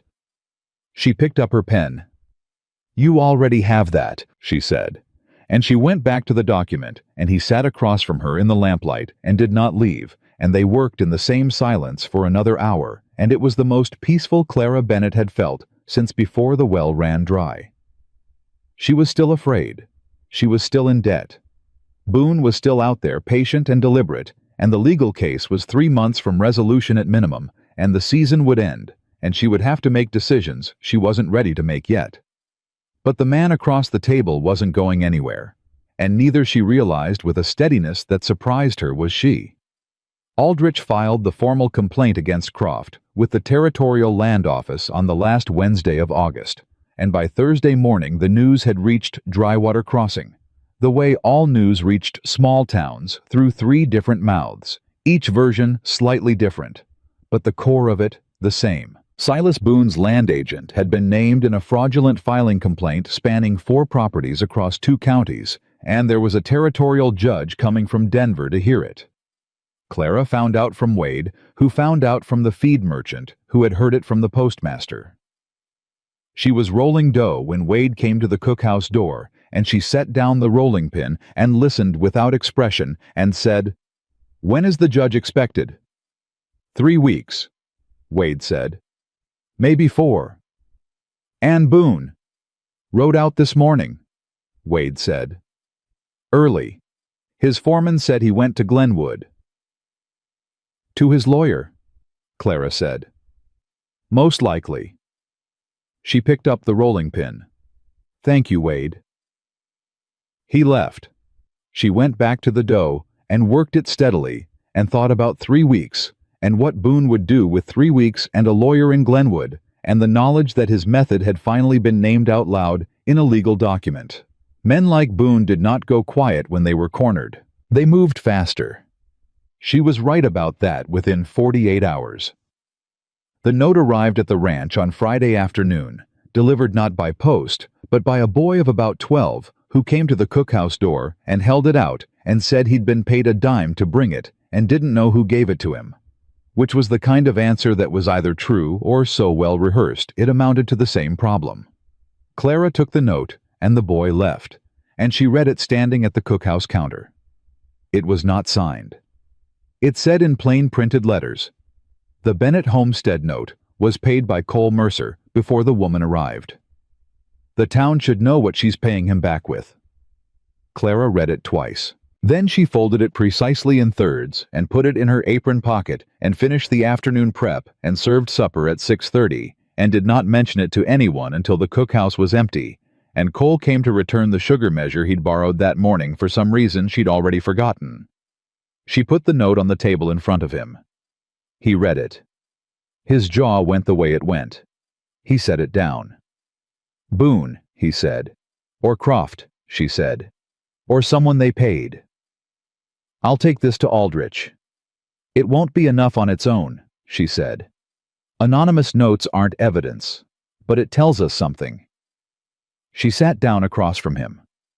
"He's trying to move the fight from the land office to the town. If he can make the people here believe the worst about me, he creates pressure on you. Social pressure. The kind that makes a man's position in a community uncomfortable enough that selling starts to look like relief." Cole looked at her. "You think he'd rather break the case here than fight it in Glenwood?" "I think he's been building this territory piece by piece for years because he understands that legal fights are slow and community opinion is fast," she said. "He's not wrong about that. It's a sound strategy." "Against someone who cares what the town thinks," Cole said. "Everyone cares what the town thinks," Clara said. "People who say they don't are usually the ones who care most." She looked at the folded note. "He's counting on me to be ashamed, to go quiet, to let the story he's writing become the only one people hear." Cole was watching her. "What are you going to do?" Clara looked up at him. "I'm going to go to town tomorrow morning. I'm going to go to the church exchange, and I'm going to talk to Mrs. Holloway and Sadie and whoever else is there, and I'm going to tell them plainly what happened. The note, the debt, the repayment schedule, all of it." She paused. "People gossip about what they don't know. You give them the true version first clearly without apology, and you take the weapon out of Boone's hand." Cole said nothing for a moment. "Then, that'll cost you something." "It'll cost me less than silence," she said. She went to town the next morning alone. She had told Cole she was going alone, and he had looked like a man with several objections, and she had looked at him until the objections went back down, because this was hers to do, and she needed to do it herself, or it would mean less. Mrs. Holloway was opening the exchange when Clara arrived. Sadie was there. 2 other women came in within the first 10 minutes, drawn by some social current that Clara had learned to recognize, the kind that moved through a small town when something worth knowing was about to be said. She told them. Standing at the exchange counter, with her hands flat on the wood, her anchor, her habit, she told them about the banknote and Cole's payment and the repayment schedule and the anonymous letter and Silas Boone's pattern across 4 properties and the name Croft, and what a fraudulent speculative filing meant for every widow and every struggling family in this territory who had ever fallen behind on a debt. She did not make herself the hero of it. She did not make Cole the hero of it. She made Boone the architect of it clearly and specifically, and with dates and document references, because she had spent 2 months organizing information and she knew how to present it. When she finished, the exchange was quiet. Sadie said, "Croft filed against the Peterson family too." "Yes," Clara said. "In March." Sadie looked at Mrs. Holloway. "My cousin married into the Peterson family." "Then your cousin needs to know," Clara said. Mrs. Holloway had been watching Clara throughout, with an expression that was measuring something internal that Clara couldn't see. Now she said, "The anonymous letter. You still have it?" "Yes." "Give it to Aldrich and give a copy to the church records," Mrs. Holloway said. "I'll witness the copy. If Boone tries the same thing again, there's a record of the first attempt." She looked at the other women. "And I think we should put together a written account of what we know about the Abel property sale. Ruth Abel left this territory because she felt she had no other option. That's relevant." Sadie was already reaching for paper. Clara stood in the exchange and watched these women move with the quick, practical efficiency of people who had been useful to each other across hard years. And she felt something she had not expected to feel standing in a room in Drywater Crossing. She felt the specific warmth of not being alone in a fight. And it was different from being rescued, entirely different, because these women weren't carrying her. They were standing beside her. That was a different thing. She drove back to the ranch with the morning already burning toward noon, and the first person she saw in the yard was Ellie sitting on the top rail of the corral fence again. Clara pulled the wagon to a stop and looked at her daughter, who looked back with the expression of a child who has committed to a position and is prepared to defend it. "I'm not going to fall," Ellie said. "I know you're not," Clara said. "Come down anyway." Denny said, "Ellie." Ellie came down. She walked to the wagon with her chin up, which was a posture Clara recognized from her own mirror. "Mr. Mercer said I could learn," Ellie said. "He said if you agreed, he'd teach me how to read the horses. Not ride yet, just read them." Clara looked at her daughter. Then she looked toward the stable where Cole had apparently made this offer to a 6-year-old without thinking to mention it to the child's mother first, which was a conversation they would be having. "We'll discuss it," Clara said. Ellie accepted this as better than no, which it was. The twist that broke the legal case open came not from Glenwood, but from Salida, and it came in the form of a letter from Ruth Abel. Aldrich had written to her at the address Mrs. Holloway provided, explaining the situation plainly and asking if she would be willing to provide a written account of the circumstances of her property sale. Ruth Abel wrote back in 11 days, which meant she had started writing within a day of receiving the letter, and the account she sent was 12 pages long, detailed, dated, and included 2 documents she had retained from the sale process that showed Croft's involvement in pressuring her to accept a below-market price by misrepresenting the status of a competing offer. Aldrich sent a summary to Cole by express post. Cole brought it to the cookhouse. Clara read it at the work table while Cole stood at the counter, and the afternoon heat pressed against the cookhouse walls, and neither of them said anything for the full 7 minutes it took her to read it twice. "He manufactured the competing offer," she said. "Yes." He told Ruth Abel there was another buyer prepared to pay more for the creek-adjacent parcel, which lowered her leverage, which is why she accepted what she accepted. Clara set the letter down. And the other buyer was Boone. Boone offering against himself, Cole said. Through a front. Through Croft, Clara said. Croft was both the agent advising the seller and the representative of the competing buyer. That's not just fraud, that's conspiracy to defraud. Cole was looking at her with an expression she had seen before, the one that lived between admiration and something more personal that he was managing carefully. Aldrich will have enough, she said. He already said so, Cole said.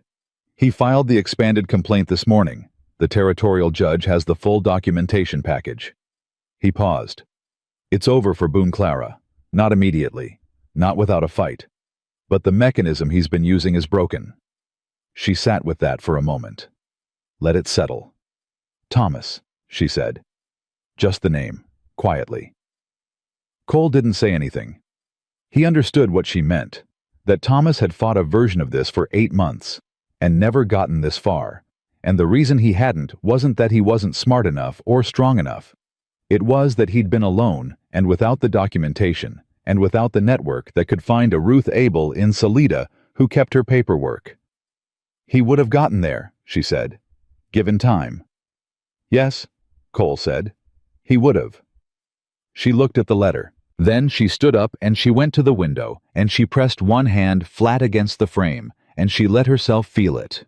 Not grief exactly, not anymore, but the specific weight of a thing that should have been different and wasn't, and the strange, complicated gratitude of being the person who got to finish what someone else started.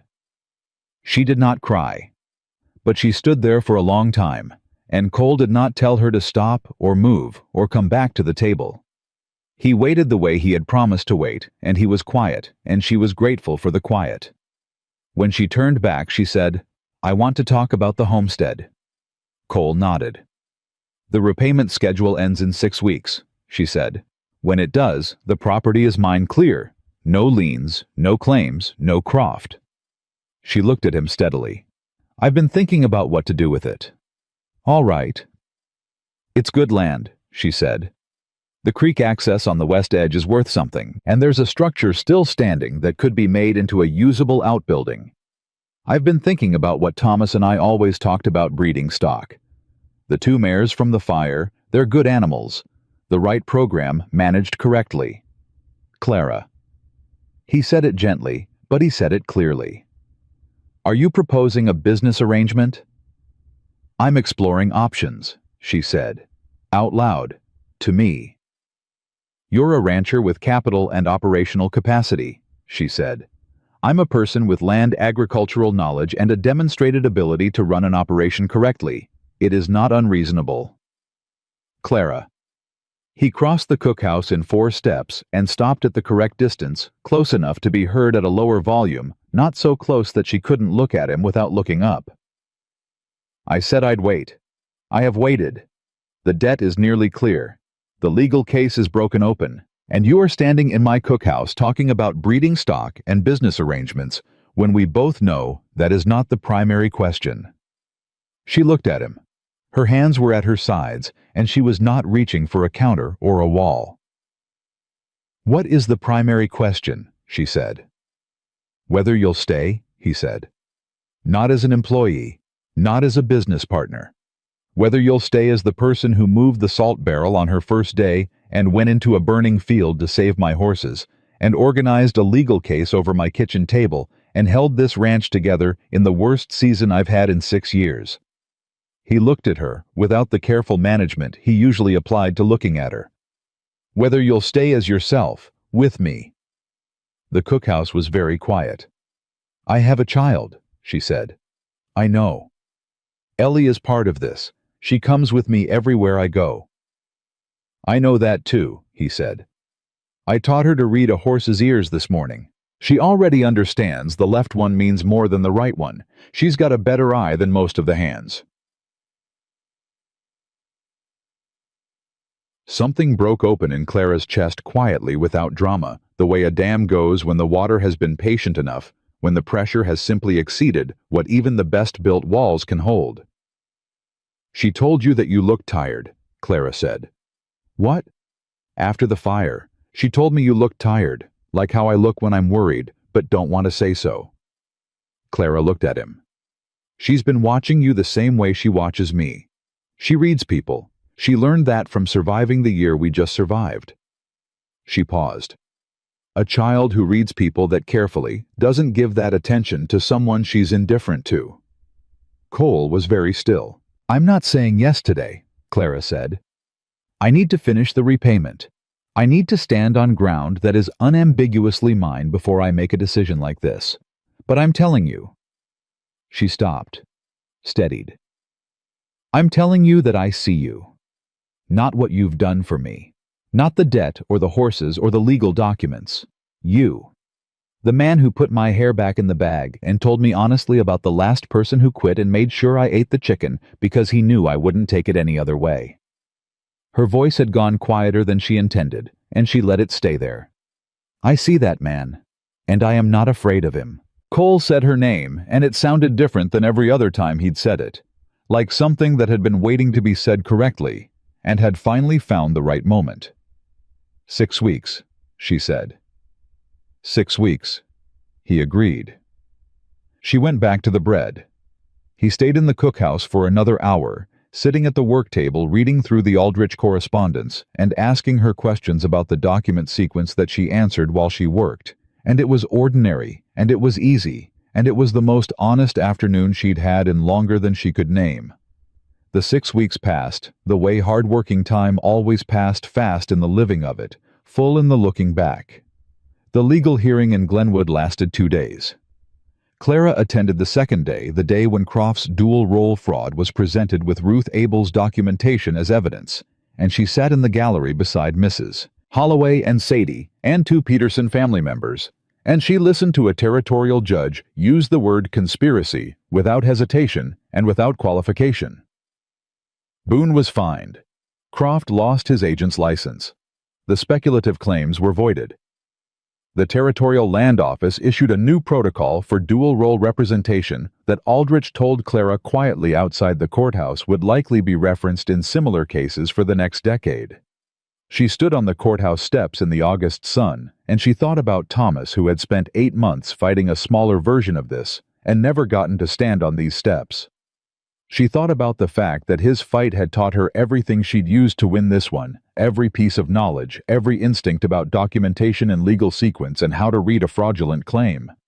He had given her that. Even in losing, he had given her that. She pressed her hands flat against the courthouse railing, and she let herself stand there and feel all of it, the grief and the gratitude and the relief and the strange, enormous lightness of being a woman who started a summer ready to sell her hair for bread and was ending it, having broken a land fraud conspiracy, and kept her daughter's inheritance intact. Mrs. Holloway put a hand on her arm. All right. Yes, Clara said. Good. Mrs. Holloway squeezed once and let go.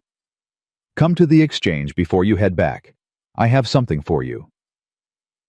The something turned out to be a letter, a response to one Mrs. Holloway had sent on Clara's behalf without telling her to a woman in Pueblo who ran a small cooperative for frontier women learning to manage property and agricultural operations independently. The letter invited Clara to correspond. It said there were women in 3 counties who had been through versions of what she'd been through and had come out the other side with land and purpose and the knowledge of how to keep both. Clara read it on the wagon road back to the ranch with Ellie asleep against her side, and the late afternoon coming in level and warm across the territory. She would write back. She already knew what she would say. The last repayment came out of her wages on the first Saturday of September. She walked it to Cole in a sealed envelope with the full figure written on the outside and a signed receipt inside, and he took it and looked at the figure and looked at her. "We're square," he said. "We're square," she said. She let exactly 3 seconds pass. "Now ask me again." Cole went very still. Clara looked at him across the cookhouse table with her hands at her sides. No counter, no wall, no anchor, but her own 2 feet on her own earned ground. And she looked at him the way she looked at things she had decided about completely, without reservation. "Ask me again," she said. He came around the table, and he asked her quietly, without ceremony, without performance, the way he did everything that mattered plainly and honestly, and with his whole face open to whatever she said back. She said yes. Not because she needed saving. Not because she was tired of standing alone though she was. Not because the ranch was stable and the legal case was won and the future looked better than it had in 2 years. She said yes because she had watched this man be honest when dishonesty would have been easier, patient when impatience would have been justified, and kind in the specific, unsentimental way that respects the person being kind to instead of performing for them. She said yes because Ellie had been watching his face for 2 months and trusting what she saw, and her daughter read people correctly. She said yes because she was 37 days past being the woman who walked into a general store with a braid in her hands and a sick child at home and nothing left to trade but the last beautiful thing she owned. And she had come this far on her own terms, and she was not going to stop now. She was simply choosing to go further with someone beside her. The wedding was small, held at the church in Drywater Crossing on the second Saturday of October, with Ellie in a dress Mrs. Holloway had helped alter from a bolt of blue cotton that Sadie had pressed into Clara's hands 2 weeks prior without accepting any payment for it. Cole's foreman Wade stood up with him. Mrs. Holloway stood up with Clara. The church was half full with people who had watched the summer unfold and understood what they were witnessing, not a rescue, not a charity arrangement, not a widow being taken in. A partnership entered into by 2 people who had seen each other at the worst and chosen each other anyway. After at the ranch, Ellie fell asleep at the supper table with her head on her arms, and Cole carried her to the cabin without waking her, and Clara stood in the cookhouse doorway and watched and felt the specific quiet fullness of a life that had been stripped to its bones and had grown back differently. Not weaker, not the same, but truer. The deed revision came 3 weeks later. Cole brought it to the kitchen table and put it in front of her, without explanation, and she read it and found her name on it as co-owner of Mercer Ranch, full legal, standing equal claim. She looked at him. "You earned it," he said. "The summer you ran this operation saved the ranch.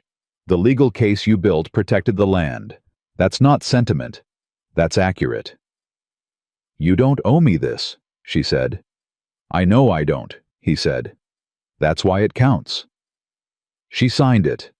Her handwriting was the same clear, decisive script she'd used to organize legal documents and supply ledgers and repayment schedules, because it was the same hand, the same woman, the same person who had walked into Harper's General Store in July with 19 inches of hair and a child at home in a fever, and the absolute unshakable refusal to be finished.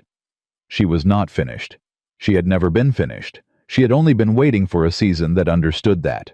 In the months that followed, Ellie learned to read a horse's full body, not just its ears, and she learned her letters at the kitchen table, where Clara had once counted ration scraps, and she grew loud and opinionated and unafraid in the way that children grow when the adults around them have decided that safety is not something to be hoped for, but something to be built. Clara wrote to the woman in Pueblo, and the correspondence grew into something larger. A network of women across 4 counties sharing knowledge about property management and agricultural operations and legal protections and how to read a speculative filing before it became a crisis. Mrs. Holloway contributed to the letters. Sadie eventually started her own correspondence branch. The ranch survived the autumn and the winter and came into the next spring with stronger fencing, a reorganized cattle operation, and a breeding program that Clara had designed and Cole had capitalized and Wade had declared in his characteristic way to be the best decision the ranch had made in a decade. There had been a day in July when Clara Bennett stood in a general store and placed her braid on a counter and prepared to trade the last beautiful thing she owned for the chance to keep her daughter alive. What changed everything was not a miracle. It was not pity. It was not luck. It was a man who saw what she was doing and understood that what she needed was not charity, but a fair exchange, and a woman who understood the difference clearly enough to demand it take it and build something that neither of them could have built alone. She had walked into that summer with nothing but her dignity, and she had refused to put it down, even when the cost of holding it was almost more than she could bear. And that refusal had been the foundation of everything that came after: every document organized, every meal served, every fence defended, every choice made freely and for herself. That was what saved her. Not the cowboy in the store, and not the job, and not the legal case, and not the ring on her finger or the name on the deed. Her own refusal to be less than she was. That was what saved her. That was what had always been going to save her. Everything else was just the world finally catching up to what Clara Bennett had known about herself all along.